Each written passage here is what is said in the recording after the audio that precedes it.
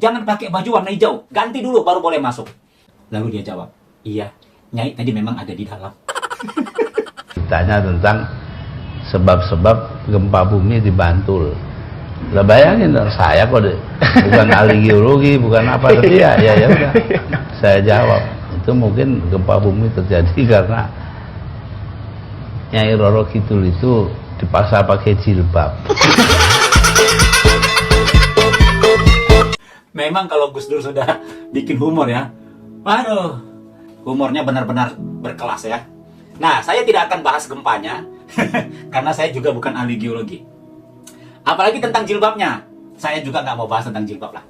Tapi saya mau tunjukkan satu gambar pada teman-teman sekalian, ya. Nah, ini adalah gambar Nyi Roro Kidul yang ada di kamar 308 hotel di Pelabuhan Ratu.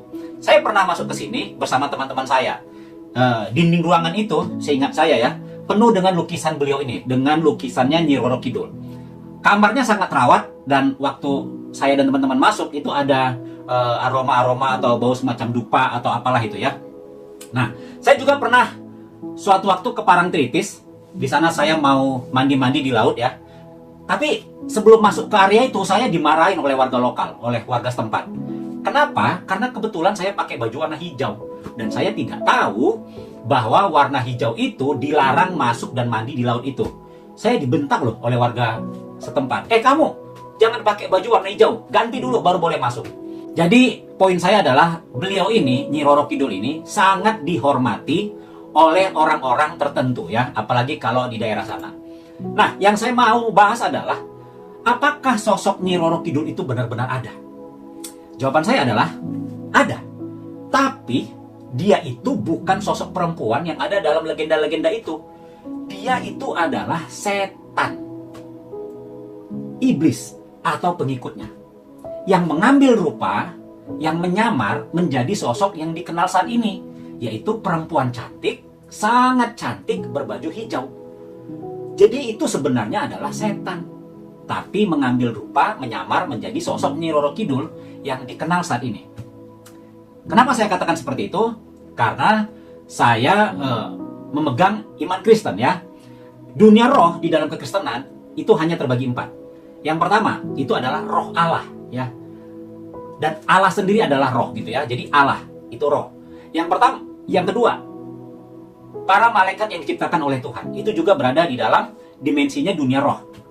Para malaikat itu. Yang ketiga, para malaikat yang sudah jatuh ke dalam dosa. Itulah iblis, setan, dan para pengikutnya roh-roh jahat yang lain. Dan yang keempat, itu adalah roh manusia. Kita punya aspek roh ya. Dan itu termasuk di dalam 4 aspek roh itu. Jadi, tidak ada itu yang namanya jin-jin. Jin baik atau jin jahat di dalam kekristenan itu nggak dikenal ya. Itu semua setan ya. Roh nenek moyang itu juga setan.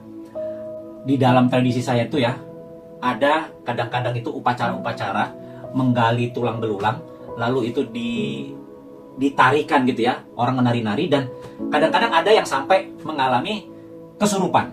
Katanya ada roh nenek moyang yang masuk ke dia dan ngobrol dengan orang-orang saat itu. Itu tidak ada dalam Kristenan. Itu setan ya, itu kerasukan setan namanya. Dan juga pertunjukan-pertunjukan tradisional yang membuat orang kesurupan, misalnya jadi kebal, jadi tahan api, jadi bisa makan beling, makan kaca, itu juga pekerjaan setan. Terus kalau ada orang baru meninggal, lalu katanya rohnya masih gentayangan di rumahnya. Kalau benar ada dan memperlihatkan diri, itu juga setan. Tidak ada roh orang yang sudah meninggal itu masih gentayangan di bumi, tidak ada. Kalau ada orang yang, nah ini nih, kalau ada orang yang bisa melihat atau benar-benar melihat sesuatu yang tidak dilihat orang lain, mungkin istilahnya itu makhluk astral gitu ya, bisa melihat gitu. Nah, yang dilihat itu adalah setan. Kalau beneran ada ya, bukan cuma dia berhalusinasi, berimajinasi.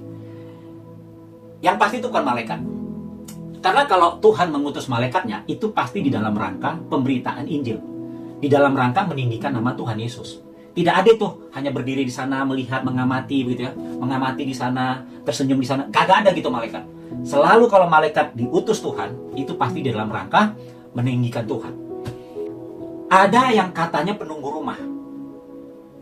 Jadi kalau Anda misalnya baru beli rumah atau baru pindah ke sebuah rumah, lalu Anda mengalami hal-hal yang sepertinya tidak wajar, Anda merasa diganggu, nah itu pasti pekerjaan setan.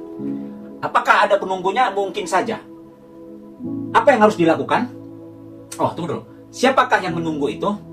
Ada orang bilang, rohnya orang yang dulu pemilik rumah ini mati bunuh diri di situ. Enggak. Semua roh orang yang sudah meninggal itu berada di dalam kontrolnya Allah, ya.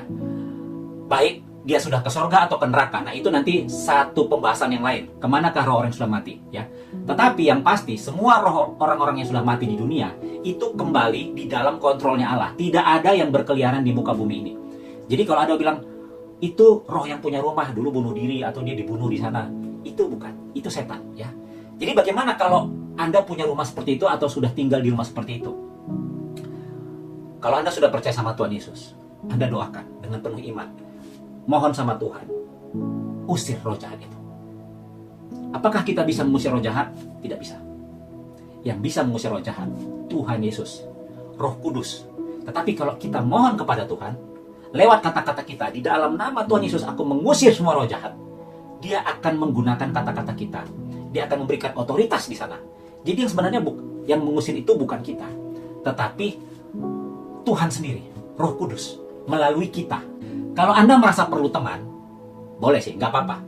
Undang pendeta atau teman-teman yang sudah di dalam Kristus untuk berdoa bersama-sama, memberikan dukungan rohani bagi Anda di dalam peperangan rohani itu. Jadi sekali lagi saya simpulkan, apakah ada yang namanya hantu, roh gentayangan, roh nenek moyang, atau orang yang sudah mati, genderuwo, pocong, kuntilanak? Nggak ada itu. Nyi Roro Kidul, tidak ada itu. Semua itu hanyalah setan yang mengambil rupa seperti yang kita persepsikan selama ini, ya. Nah, tapi yang paling penting di atas semuanya itu adalah kalau Anda sudah percaya sama Tuhan Yesus, Roh Kudus dimeteraikan di dalam dirimu. Dan Roh Kudus itu menunjukkan bahwa kita ini milik Allah. Jadi kalau setan berhadapan dengan orang percaya, dia tahu bahwa kita ini milik Kristus. Jadi dia tidak akan bisa merasuki kita. Nah, sebagai penutup, saya mau ceritakan akhir dari jalan-jalan kami ke kamar 308 itu. Jadi ternyata saya dan teman saya, ada seorang teman saya tidak usah sebut namanya ya. Dia sekarang pendeta soalnya ya. Dia sudah pendeta. Kami adalah dua orang yang terakhir yang berada di kamar itu. Jadi awalnya kan itu berganti-gantian ya. Jadi karena kami itu banyak, berganti-gantian. Jadi ada yang sudah di dalam cukup lama, keluar lalu masuk lagi. Saya itu orang yang sangat penasaran gitu ya. Saya sangat penasaran. Foto itu saya lihat detail ya, dan sesajen-sesajen itu saya lihat detail. Lalu ada mahkota di situ saya lihat detail. Jadi saya lama. Dan ternyata ada juga teman saya di sana satu orang dan juru kunci. Jadi penjaganya kamar itu juga ada di situ. Nah, setelah cukup lama berada di situ, saya lihat oh semua udah pada keluar. Lalu saya keluar gitu ya. Saya lupa untuk mengajak teman saya yang satu ini. Dia juga sedang asik melihat-lihat. Saya sampai di luar. Setelah sekitar saya di luar itu 5 menit, dia berlari ya. Dia lari dari kamar 308 menjumpai kami. Lo kenapa? Kita bilang kan. Wajahnya itu wajah kayak kaget dan ada sedikit pucat ya. Kenapa kamu? Kita bilang. Aku melihat seseorang di dalam. Cewek cantik pakai baju hijau duduk di tempat tidur. Saya kalau mengingat ini saya nggak bisa nggak ketawa ya. Jadi dia wajah dia itu ketakutan banget ya. Kalian, abang kenapa nggak ngajak aku kalau abang keluar katanya. Jadi karena kami dua orang terakhir, dia komplain ke saya kenapa tidak ajak saya. Lah, aku juga nggak kepikiran untuk ngajak kamu keluar, saya pikir. Tidak berapa lama kemudian, kita melihat juru kuncinya itu keluar dari kamar dan mengunci itu kamar. Lalu waktu dia jalan mau lewat dari depan kami, kita tanya, Pak, tadi teman saya melihat seseorang di dalam. Lalu dia jawab, iya, Nyai tadi memang ada di dalam. Jadi teman saya itu melihat seseorang di sana, tapi saya tidak melihat apa-apa ya, saya tidak melihat apa-apa. Hai teman, kalau kau mendengarkan nonton video ini, ingat pengalamanmu itu ya. Siapakah yang dilihat oleh teman saya? Ya setan. Setan yang cakep ya, mengambil rupa Nyi Roro Kidul. Tapi itu setan. Terus saya bayangkan, gimana dia dari tadi berada di situ dan saya ada di ruangan itu. Hanya saya nggak bisa melihatnya. Saya nggak takut. Karena saya yakin Roh Kudus ada di dalam saya dan Roh Kudus menjaga saya. Salam 5 roti, 2 ikan, buka hati, diberkati Tuhan.